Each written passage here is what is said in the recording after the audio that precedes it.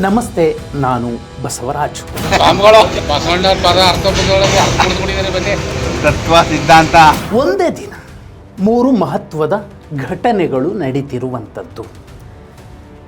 Same ಒಂದೇ ಗಳಿಗೆ ಒಂದು ಕಡೆ ವಿಧಾನಸೌಧದಲ್ಲಿ ಆವರಣದಲ್ಲಿ ಮುಖ್ಯಮಂತ್ರಿ ಡಿ.ಕೆ. ಶಿವಕುಮಾರ್ ಅವರು ಎದುರುಗಡೆ ಬರ್ತಿದ್ದಂತಹ ಸತೀಶ್ ಜಾರಕಿಹೊಳಿ ಅವರನ್ನು ತಡೆದು ಪಕ್ಕಕ್ಕೆ ಕರ್ಕೊಂಡೋಗಿ ಸೀಕ್ರೆಟ್ ಆಗಿ ಮಾತಾಡ್ತಾರೆ. ಮಗದೊಂದು ಕಡೆ ಮೈಸೂರಲ್ಲಿ ಸಿದ್ದರಾಮಯ್ಯ ಅವರ ನಿವಾಸಕ್ಕೆ ಅವರ ಅತ್ಯಾಪ್ತರು ಅನಿಸಿಕೊಂಡವರು, ಅವರೊಂದಿಗೆ ಹಲವು ದಶಕಗಳ ಕಾಲ ರಾಜಕೀಯದ ಏಳು ಬೇಳುಗಳನ್ನು ಕಂಡಂಥವರು CM ಇಬ್ರಾಹಿಂ ಅವರು ಬಂದು ಭೇಟಿ ಮಾಡ್ತಾರೆ. ಸಂಜೆ ಹೊತ್ತಿಗೆ ರಣದೀಪ್ ಸಿಂಗ್ ಸುರ್ಜೇವಾಲಾ ಅವರು ಮಾಜಿ ಮುಖ್ಯಮಂತ್ರಿ ಸಿದ್ದರಾಮಯ್ಯ ಅವರನ್ನು ಭೇಟಿ ಮಾಡೋರಿದ್ದಾರೆ. ಈ 3 ಘಟನೆ ಏನು ಸಂದೇಶ ಕೊಡ್ತಿದೆ? ತಂದೆಯವರು ಎಲ್ರಿಗೂ ಗೊತ್ತಿರೋ ಹಾಗೆ ಜಮೀರ್ ಅವ್ರ ಬಗ್ಗೆ ಏನು ಶಿಫಾರಸ್ ಮಾಡಿರಲಿಲ್ಲ. ತಂದೆಯವರು ಒಟ್ಟು 14 ಜನದ ಹೆಸರು ಕೊಟ್ಟಿದ್ರು. ನಾನು ಕೂಡ ಅದ್ರೊಳಗೆ ನೋಡಿಲ್ಲ, ತಂದೆಯವ್ರನ್ನ ಹತ್ರ ಕೇಳಿದ್ದಷ್ಟೇ. ಕೆಲವರು ಹೆಸರು ಹೇಳಿದ್ರು, ಈ ಥರ ಮಹಾದೇವಪ್ಪ ಸರ್ ಹೆಸರು ಕೊಟ್ಟಿದ್ದನ್ನ. ಮೈಸೂರಲ್ಲಿ ಯತೀಂದ್ರ ಸಿದ್ದರಾಮಯ್ಯ ಅವರ ಪುತ್ರ ಸಚಿವರು ತುಂಬ ಸ್ಪಷ್ಟವಾಗಿ ಹೇಳಿದ್ರು, ತಮ್ಮ ತಂದೆಯವರು ಕೊಟ್ಟಂತಹ 14 ಹೆಸರುಗಳ ಪಟ್ಟಿಯಲ್ಲಿ HC ಮಹದೇವಪ್ಪ ಅವರ ಹೆಸರಿತ್ತು, ಜಮೀರ್ ಅವರ ಪರವಾಗಿ ಶಿಫಾರಸ್ ಮಾಡಿರಲಿಲ್ಲ, ತನ್ವೀರ್ ಸೇಠ್ ಅವರಿಗೆ ಆ ಅವಕಾಶ ಸಿಗ್ತಿತ್ತು ಅನ್ನೋ ಮಾತನ್ನು ಹೇಳಿದ್ದಾರೆ. ಅದರ ಅರ್ಥ ಸಿದ್ದರಾಮಯ್ಯ ಅವರ ಶಿಫಾರಸ್ಸನ್ನು ಹೈಕಮಾಂಡ್ ಕಡೆಗಣಿಸಿದೆ ಅಂತ ಭಾವಿಸಬೇಕಾಗುತ್ತೆ.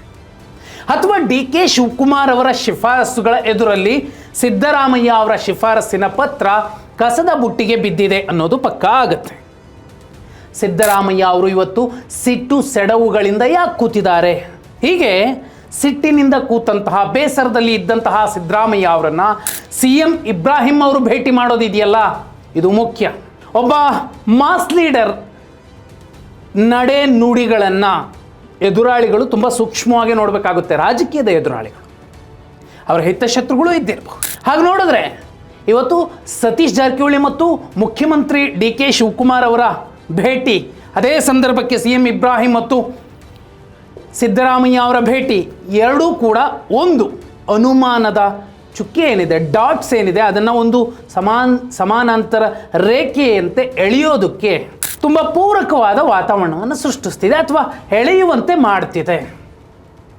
ಈ ಹಿಂದೆ ರಾಜಕೀಯ ವಿಶ್ಲೇಷಕರೊಬ್ಬರು ಒಂದು ಮಾತನ್ನು ಹೇಳಿದರು, ಒಂದು ವೇಳೆ ಸಿದ್ದರಾಮಯ್ಯ ಅವರು CM ಸ್ಥಾನದಿಂದ ಹೈಕಮಾಂಡ್ ಇಳಿಸದ ಮೇಲೆ ಏನೇನೆಲ್ಲ ಮಾಡಬಹುದು, ಹೊಸದೊಂದು ಪಕ್ಷಕ್ಕೆ ಮರುಜೀವ ಕೊಡಬಹುದು ಸಿದ್ದರಾಮಯ್ಯ ಅವರ ಬೆಂಬಲಿಗರು ಅನ್ನುವಂತಹ ಚರ್ಚೆ ಇತ್ತು.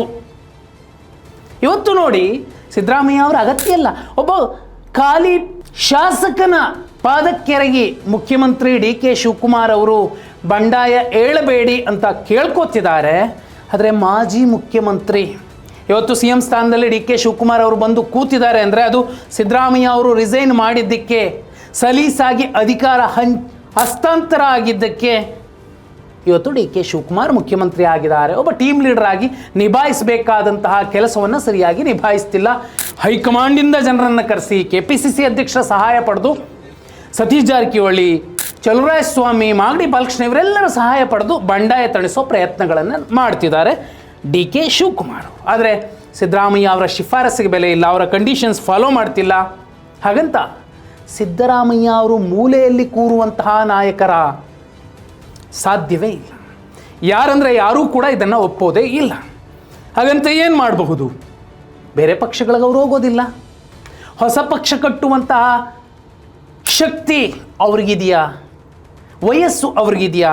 ಅದು ಇಲ್ಲದೇ ಇರಬಹುದು. ಆದರೆ ಸಿದ್ದರಾಮಯ್ಯ ಅವರ ಬಂಡಾಯ ಅಥವಾ ಸಿದ್ದರಾಮಯ್ಯ ಅವರ ಆಲ್ಟರ್ನೇಟಿವ್ ಸ್ಟೇಜ್, ಪರ್ಯಾಯ ವೇದಿಕೆ ಏನಾದರೂ ರೂಪುಗೊಳ್ತಿದೆ ಅಂದರೆ ಅದಕ್ಕೆ ಸಂಪನ್ಮೂಲವನ್ನು ಒದಗಿಸಬಲ್ಲಂಥವರು ಕಾಂಗ್ರೆಸ್ನ ಒಳಗೂ ಕಾಂಗ್ರೆಸ್ನ ಆಚೆಗೂ ಕಾಂಗ್ರೆಸ್ನ ಕಟು ವಿರೋಧಿ ಪಡೆಯಲ್ಲೂ ಇದ್ದಾರೆ. ಅವರು ಸಹಾಯ ಮಾಡ್ತಾರೆ. ನೋಡಿ, ಇವತ್ತು ಸುಮಾರು 15 ಹಿರಿಯ ನಾಯಕರೇನಿದ್ದಾರೆ ಅವರಿಗೆ ಕಾಂಗ್ರೆಸ್ ಹೈಕಮಾಂಡ್ VRS ದಾರಿ ತೋರಿಸಿಬಿಟ್ಟಿದೆ. ಅದರಲ್ಲಿ ಯಾರ್ಯಾರಿದ್ದಾರೆ? ಬಹುಪಾಲು ಜನತಾ ಪರಿವಾರದ ನಾಯಕರು, RV ದೇಶಪಾಂಡೆ, HC ಮಹದೇವಪ್ಪ, ಹೀಗೆ ಸಾಲು ಸಾಲು ನಾಯಕರನ್ನು ನಾವು ನೋಡಬಹುದು. ಎಲ್ಲರೂ ಕೂಡ ಜನತಾ ಪರಿವಾರದ ನಾಯಕರು.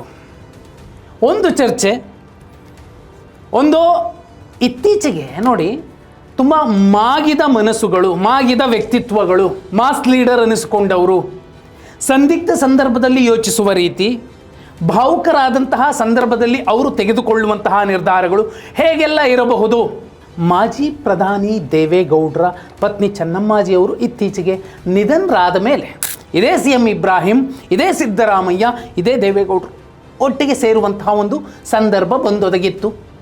ದೇವೇಗೌಡರ ಕಣ್ಣೀರನ್ನು ಒರೆಸಿದಂತಹ ಸಿದ್ದರಾಮಯ್ಯ ಅವರ ಫೋಟೋ ಮತ್ತು ವಿಡಿಯೋಗಳು ವೈರಲ್ ಆಗಿತ್ತು. ಆ ನಂತರದಲ್ಲಿ ಬೇರೆಯ ರಾಜಕೀಯ ಲೆಕ್ಕಾಚಾರಗಳು ಬಂದಿರ್ತಿತ್ತು.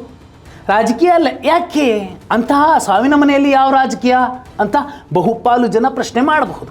ಆದರೆ ಆ ಸಂದರ್ಭದಲ್ಲಿ ಅವರ ನಾಯಕ ದೇವೇಗೌಡರು ನಿಷ್ಕಳಂಕರಾಗಿ ಆ ಒಂದು ಪ್ರೀತಿ ಏನಿತ್ತು ಅದನ್ನು ಕಳ್ಕೊಂಡಂತಹ ಸಂದರ್ಭದಲ್ಲಿ ಅವರ ಆಘಾತ ನೋವುಗಳೇನಿರಬಹುದು ಇಳಿ ವಯಸ್ಸಲ್ಲಿ ಅವರನ್ನು ಸಂತೈಸುವಂತಹ ಸಂದರ್ಭಗಳಲ್ಲಿ ರಾಜಕೀಯ ನಡೆದೇ ಇರಬಹುದು. ಆದರೆ ಅವರ ಬಿರುಕುಗಳೇನು ಅದು ಮುಚ್ಚಿ ಅನಂತರದಲ್ಲಿ ಏನಾದರೂ ಹೊಸದೊಂದು ಮೊಳಕೆ ಒಡೆಯುವಂತಹ ಒಂದು ಸಂದರ್ಭ ಅಥವಾ ಒಂದು ಆಶಾಕಿರಣದ, ಯಾಕಂದರೆ ರಾಜಕಾರಣದಲ್ಲಿ ಇದಾಗೋದೇ ಇಲ್ಲ, ಇವರೆಲ್ಲರೂ ಶತ್ರುಗಳು ಅಂತ ಹೇಳಲಿಕ್ಕಾಗೋದಿಲ್ಲ. ಹಾಗಂತ ಸಿದ್ದರಾಮಯ್ಯ ಅವರು JDS ಸೇರ್ತಾರ ಅಲ್ಲ.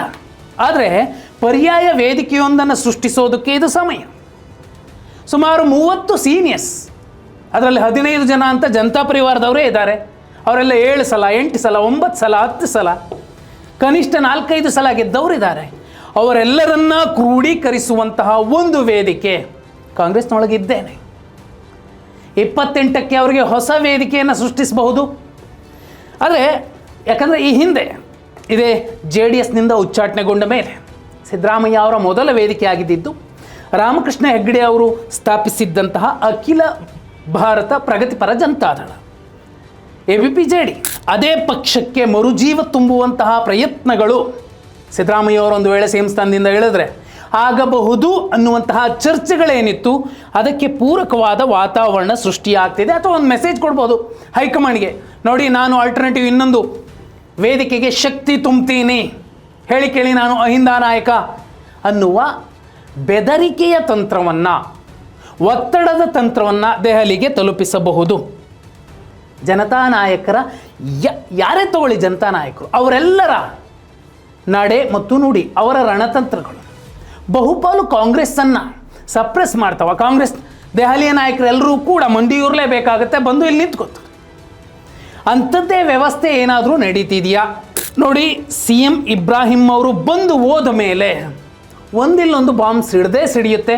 ಒಂದು CM ಇಬ್ರಾಹಿಂ ಅವರ ಮೂಲಕ ಅದು ಸಿಡಿಸಬಹುದು, ಅಥವಾ ಖುದ್ದು ಸಿದ್ದರಾಮಯ್ಯ ಅವರು ಅವರ ಬೆಂಬಲಿಗರ ಮೂಲಕ ಪಲ್ಸ್ ಚೆಕ್ ಮಾಡೋದಕ್ಕೆ ಒಂದೊಂದು ಸಣ್ಣ ಪುಟ್ಟ ಪಟಾಕಿಯನ್ನಾದರೂ ಸಿಡಿಸಬಹುದು. ಈ ಮೂಲಕ ತನ್ನನ್ನು ಕಡೆಗಣಿಸಿದ್ರೆ ಕಾಂಗ್ರೆಸ್ ಹೈಕಮಾಂಡ್ಗೆ ಯಾವ ಪಾಠ ಕಲಿಸಬಹುದು, ಏನೆಲ್ಲ ಮಾಡಬಹುದು 28ರ ವಿಧಾನಸಭಾ ಚುನಾವಣೆಯ ಹೊತ್ತಿಗೆ ಆ ಮೆಸೇಜನ್ನು ಕೊಡಬಹುದು. ಹಾಗಿದ್ರೆ CM ಇಬ್ರಾಹಿಂ ಮತ್ತು ಸಿದ್ದರಾಮಯ್ಯ ಅವರ ಭೇಟಿ ಮತ್ತು ABPJD ಮರುಜೀವ ಪಡಿಬಹುದು ಅನ್ನುವಂತಹ ಕೆಲ ರಾಜಕೀಯ ವಿಶ್ಲೇಷಕರ ಲೆಕ್ಕಾಚಾರ, ಸದ್ಯ ಸಿದ್ದರಾಮಯ್ಯ ಅವರನ್ನು ನಗಣ್ಯವಾಗಿಸ್ತಿರುವಂತಹ DK ಶಿವಕುಮಾರ್ ಅವರ ಪಡೆ, ಈ ಎಲ್ಲ ಅಂಶಗಳು ಕೂಡ ಎಲ್ಲೋ ಒಂದು ಕಡೆ ಬೇರೇನೋ ರಾಜಕೀಯ ತಿರುವು ಪಡೆದುಕೊಳ್ಳುತ್ತೆ ಅಥವಾ ಸರ್ಕಾರಕ್ಕೆ ಸಂಚಕಾರ ಬಂದೊದಗಬಹುದು ಅನಿಸುತ್ತಾ? ಕಮೆಂಟ್ ಮಾಡಿ.